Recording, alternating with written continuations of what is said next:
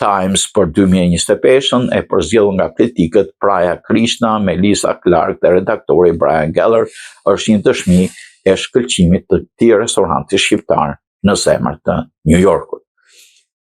3 shqiptarë dhe një polic humbin jetën në Spanjë pas një grabitje. Spanja është tronditur nga një ngjarje e rëndë që ka ndodhur në Malaga. 3 shqiptarë antar një bande grabitësish kanë humbur jetën pas një sulmi në një farmaci në këtë zonë në përpjekje për t'u larguar me shpejtësi me makinën e tyre. Ata kanë hyrë gabimisht në një rrugë dhe janë përplasur me makinën e një efektivi policie që po kthehej nga puna. Efektivi i policisë, një 48 vjeçar baba e 2 fëmijëve, ka humbur jetën pasi 2 makina shpërthyen në flak.